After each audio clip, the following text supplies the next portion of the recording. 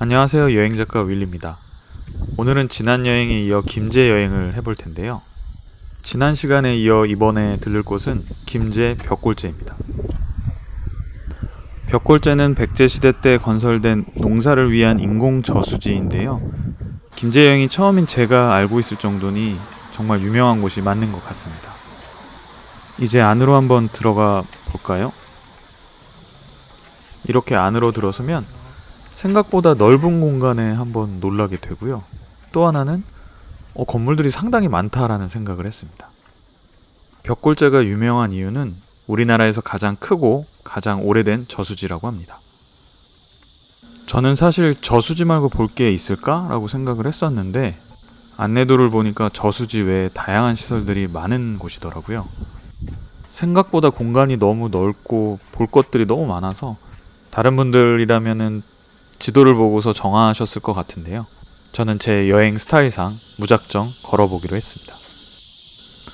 표지판을 촬영한 이유는 여러분들께 좀 도움이 되고자 촬영을 했던 거고요. 가장 먼저 들린 곳은 명인학당이었습니다. 명인학당에는 커다란 앞마당이 있는데요. 이곳에서 전통 혼례 체험을 할 수 있다고 합니다. 평상시에는 집 공예와 목공예를 가르치는 공간으로 쓰인다고 합니다.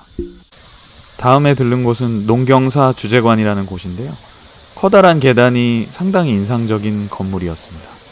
예전 학생 때 배웠던 기억을 떠올려 보니까 김제가 평야로 유명한 곳이 괜히 나온 말이 아니구나 라는 생각이 들었습니다. 이제 농경사 주재관으로 한번 올라가 볼까요? 안으로 들어서면 전망대 가는 길을 표시한 커다란 플랜카드가 인상적이었습니다. 가는 길 오른편에는 어린이들 체험 공간이 있었는데요. 농업에 관련된 내용을 애니메이션으로 쉽게 표현해 놓아 상당히 인상적이었습니다. 2층에는 멋진 커피숍과 발코니 공간이 있었는데요. 이렇게 발코니 공간에서 보더라도 김제 벽골제의 멋진 풍경을 볼 수 있었습니다. 그리고 제일 꼭대기층인 3층에는 전망대 공간이 있었는데요. 일반적인 건물 옥상과 다르게 전체를 나무 데크로 해놓았더라고요. 전망대에 오르기 전에는 3층 높이라 과연 전망이 잘 보일까라고 생각이 들었는데요. 실제 올라와서 보게 되면 사방이 뻥 뚫려 있고 주위에 높은 건물이 없다 보니까 지평선을 360도로 관람할 수 있었습니다. 그리고 벽골제에는 매년 10월에 열리는 김제 지평선 축제가 있는데요. 축제에서는 농악 경연대회를 비롯한 다양한 볼거리와 쌀밥 짓기, 메뚜기 잡기, 벼 수확 체험 같은 다양한 체험 프로그램이 열린다고 합니다. 도시에선 보기 힘든 지평선을 보는 게 참 인상적이었습니다. 이제 1층으로 내려와 용동상을 보기 위해 발걸음을 옮겼는데요. 가는 길에 본 조그만 물길이 더위를 좀 식혀주는 것 같았습니다. 전망대에서 볼 땐 가깝다고 생각했는데 실제로는 조금 걸어야 되더라고요. 하지만 동상을 빨리 보고 싶은 마음에 한 걸음에 달려갔습니다. 실제 가까이서 보니까 더 웅장한 느낌이 들었고요. 조금 더 멋진 영상을 담고 싶어서 이렇게 로우 앵글로 촬영을 한번 해보았습니다. 특히 용 뒤에 걸린 구름을 보니까 마치 용이 하늘로 승천할 것 같은 느낌이 들었습니다. 다음은 뚝 위로 나무 계단이 있어서 올라가 보았는데요. 약간 비현실적인 풍경이라 뚝을 넘어서면 미지의 세계가 펼쳐질 것 같은 멋진 모습이었습니다. 조선시대에는 벽골제가 저수지였지만 지금은 3km 정도의 뚝만 남아있다고 하는데요. 일제강점기에 농사를 짓는데 이곳을 통로로 고치면서 원래 모습을 잃어버렸다고 합니다. 다음 들른 곳은 연잎이 가득했던 연못이었습니다. 연못 가는 길에는 이렇게 조명들이 설치되어 있어서 밤이 되면 더 예쁠 것 같아 보였습니다. 연못을 더 제대로 보고 싶어서 안쪽 끝까지 들어가 보았는데요. 이렇게 연못을 잘 볼 수 있는 전망 공간이 별도로 있었습니다. 조금은 다른 시선으로 연못을 보고 싶어서 로우 앵글로 촬영을 해보았는데요. 촬영한 결과물들을 보니까 마치 제가 개구리가 된 듯한 느낌이 들더라고요. 이제 벽골제 구경을 마치고 다음 목적지를 향해 출구 쪽으로 가고 있습니다. 길가에 핀 코스모스를 보니 가을이 빨리 왔으면 좋겠다라는 생각을 해보았습니다. 출구로 나와서 아래쪽에 보면 다양한 건물들이 있어서 뭐 하는 곳인가 살펴보러 이동을 했었는데요. 아래쪽에는 다양한 전통 음식점들이 있었습니다. 다음에 들리면 꼭 이곳에서 식사를 한번 하고 싶었어요. 다음에 들른 곳은 아리랑 문학마을입니다. 아리랑 문학마을은 조정래 작가의 소설 아리랑을 모티브로 만들어진 공간인데요. 아리랑 출간 10주년을 맞아 2003년도에 소설의 주무대가 된 전북 김제에 열린 공간이라고 합니다. 가장 먼저 들를 공간은 일제 수탈관인데요. 이렇게 안쪽으로 들어서면 박물관처럼 잘 전시된 공간이 나옵니다. 전시관 벽에는 일제 강점기 시절 수탈활동에 대한 내용들이 적혀 있었고요. 그리고 다른 쪽 벽면에는 애국지사들의 독립활동 내역이 적혀 있었습니다. 우리에게 낯익은 안중근 의사와 유관순 열사의 사진도 보이네요. 2층 전시관으로 올라가게 되면 조정래 작가님의 사진과 아리랑 소설 내용의 일부가 전시되어 있었습니다. 조정래 작가님은 20세기 근현대사 관련돼서 3가지 소설을 쓰셨는데요. 그 첫 번째가 아리랑, 그리고 태백산맥, 그리고 마지막으로 한강이라는 책이 있습니다. 한쪽 벽에는 소설의 하이라이트 부분이 전시되어 있어 유심히 읽어보았는데요. 아쉽게도 제가 새 소설 다 읽어보지 못해서 꼭 읽어봐야겠다는 생각이 들었습니다.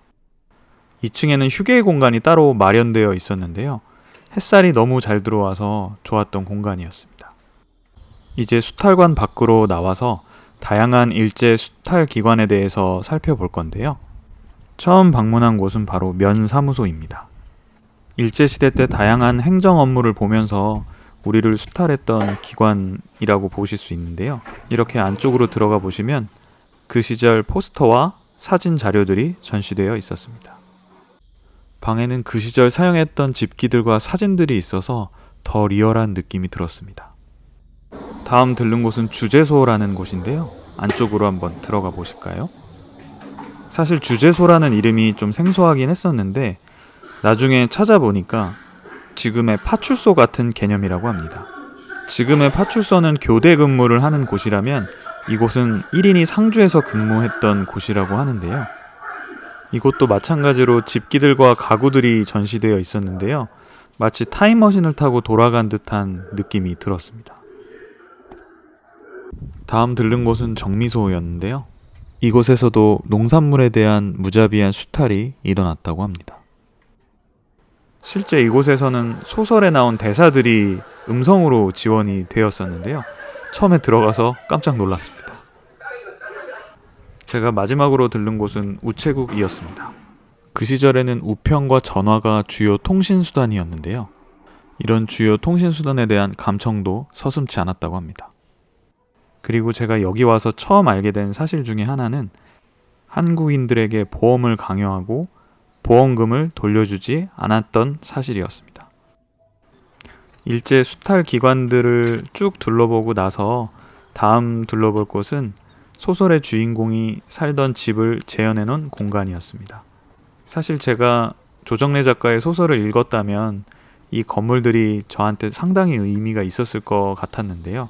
물론 아리랑이 워낙 유명한 소설이기도 하고 전반적인 스토리는 알고 있었지만 하나하나 의미 있게 둘러보기는 제 지식이 좀 부족했던 것 같습니다. 다음에 다시 이곳을 소설을 읽고 찾게 된다면 상당히 의미 있는 전시 공간으로 생각이 될 것 같았습니다. 앞에 유리문이 있는 공간은 화장실이었습니다. 이날은 구름이 참 예뻐서 어느 곳에 가나 하늘을 여러 번 쳐다봤던 것 같아요. 이곳에서 본 하늘도 너무 예쁘죠? 이제 마지막 전시 공간인 하얼빈 역사 쪽으로 걸어가고 있습니다. 하얼빈역은 1910년에 있는 실존 건물을 토대로 60% 정도로 축소해서 복원한 건물이라고 하는데요. 실제 가서 보게 되면 그 시절로 타임슬립을 느낌이 들었습니다. 내부로 들어서면 소설의 주인공들의 마네킹이 전시되어 있었고요. 한쪽 벽면에는 그 시절 사진들이 있어서 더 예전 모습을 생생히 재현한 듯한 느낌이 들었습니다. 이 건물에는 2층도 있어서 뭐가 있나 궁금해서 한 걸음에 달려가 보았습니다. 2층에서는 이렇게 샹들리에가 있는 1층 로비의 모습도 보이고요. 그리고 이렇게 한쪽 벽면에는 이름만 들어도 우리가 모두 아는 유명한 독립운동가분들의 사진과 체험할 수 있는 공간들이 있었습니다. 그리고 다른 쪽 벽에는 일본의 수탈 정책에 못 이겨 대대로 살아온 토지를 떠나 화전민이 되거나 만주, 시베리아 지역으로 쫓겨나야만 했던 우리 민족들의 가슴 아픈 이야기가 전시되어 있었습니다. 다음에 들른 곳은 김제 메타세콰이어 길입니다. 메타세콰이어 하면 저는 담양이 가장 먼저 떠오르는데요. 이곳 김제에도 이렇게 멋진 메타세콰이어 길이 있었습니다. 김제 여행을 하면서 제가 가장 인상 깊었던 것 중에 하나가 이렇게 넓은 지평선을 어느 곳에서도 다 볼 수 있다는 점이었어요. 김제 여행에서 빠질 수 없는 것이 바로 맛있는 음식을 먹는 건데요. 이날은 늦은 점심을 먹기 위해 대흥각이라는 중국집으로 향했습니다. 대흥각은 백종원의 3대 천왕에서 고추짬뽕 맛집으로 나온 집인데요. 저와 함께 들어가 보실까요? 메뉴는 크게 고추짬뽕하고 탕수육, 그리고 소스가 없는 덴뿌라를 팔고 있었습니다. 점심이 훌쩍 지난 시간이었지만 손님들이 꾸준히 계속 오고 계시더라고요.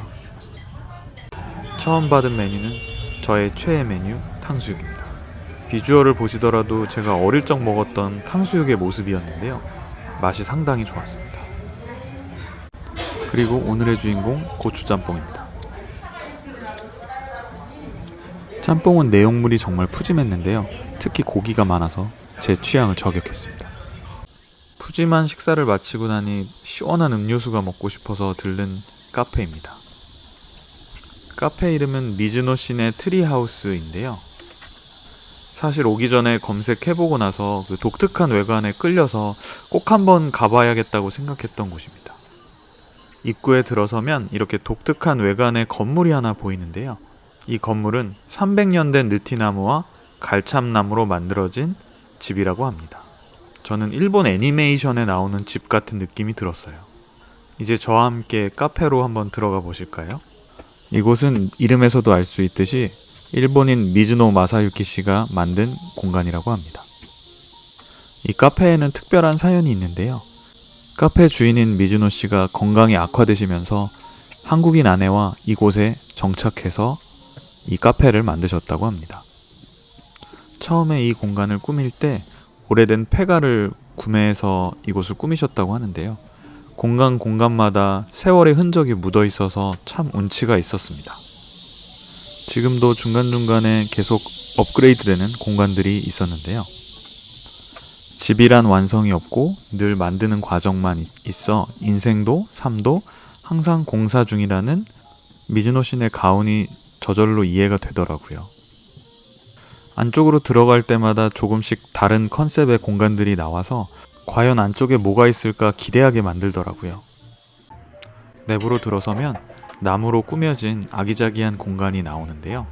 특히 정말 많은 소품과 색색의 조명이 인상적이었습니다. 보통은 이렇게 소품이 많으면 어수선한 느낌이 들기 마련인데 이곳 특유의 바이브가 있어서 그런지 정말 매력적으로 다가오더라고요. 오래된 한옥을 개조해서인지 안쪽으로 들어서면 긴 대청마루 느낌의 복도가 나왔고요. 각 방마다 컨셉이 달라서 구경하는 재미가 있었습니다. 저는 거봉 에이드를 시켜서 먹었는데요. 시원하고 달달한 맛이 정말 매력적이었는데요. 특히 음료를 내어주실 때도 상당히 신경을 많이 써서 주시더라고요. 아까는 너무 급하게 안쪽까지 들어온 것 같아서 차를 다 마시고 구석구석 공간을 둘러보았습니다. 제가 들렀던 카페 외에도 이렇게 트리하우스 바로 옆에 또 다른 카페 공간이 있었는데요. 이곳에서 마셔도 참 좋았겠다라는 생각이 들었습니다. 트리하우스 2층으로 한번 올라가 보실까요? 계단을 따라 올라가게 되면 카페 주위의 풍경이 한눈에 들어오는 멋진 발코니 공간이 있었습니다. 이렇게 조금은 외진 시골 마을에서도 멋진 지평선이 보이네요. 그리고 이렇게 다리가 있어서 트리하우스 2층까지 바로 갈 수 있었습니다. 특히 직접 건축을 배우신 적이 없는데 이런 멋진 곳을 만드셨다고 하니 더 대단해 보였습니다. 사실 김제 여행은 이것으로 마치고 바로 집으로 가려고 했었는데요. 그러기엔 뭔가 좀 아쉬웠습니다. 그래서 고민하다가 정한 곳이 군산 선유도인데요.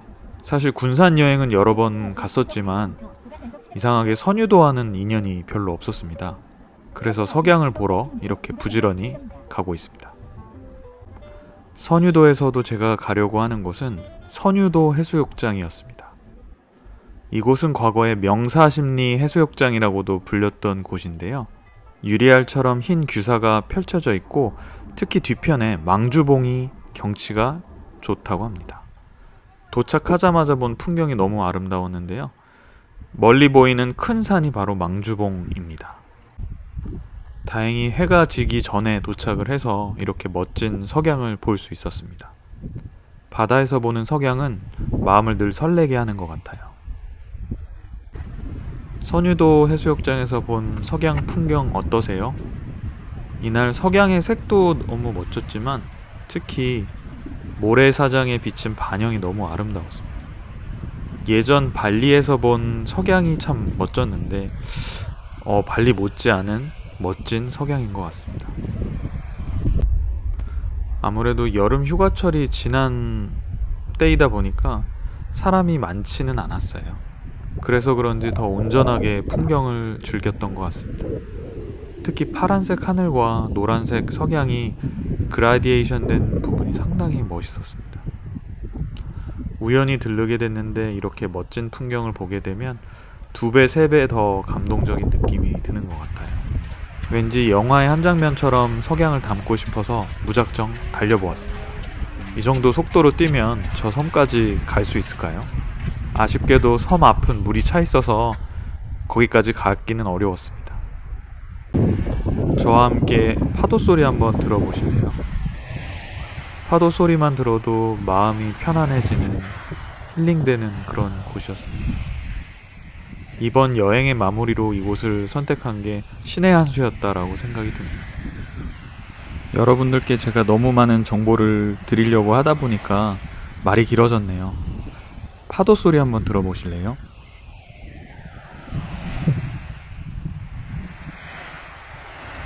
모래사장 아래를 꼼꼼히 보다 보니까 이렇게 맛조개들이 숨을 쉬러 나왔더라고요. 조개 좋아하시는 분들은 소금 챙겨 오셔야 될 것 같은데요. 마지막으로 지는 해를 바라보며 여러 가지 생각을 해보았습니다. 당일 여행이라 물론 아쉬운 점도 있었지만 이렇게 알차게 보냈다는 느낌이 들게 여행을 하다 보면 조금은 뿌듯한 마음도 드네요. 시간이 지나면서 색이 변하는 모습도 참 아름답더라고요. 이제 시간이 너무 흘러서 아쉽지만 여기까지 촬영을 하고 집으로 돌아가려고 합니다. 윌리와 함께한 김제 군산 여행 즐거우셨나요? 다음 편에는 더 좋은 여행지로 찾아뵙겠습니다. 이 컨텐츠가 좋으셨다면 구독, 좋아요, 알림 설정 부탁드리겠습니다. 그리고 다양한 채널에서 윌리의 여행을 만나보실 수 있습니다.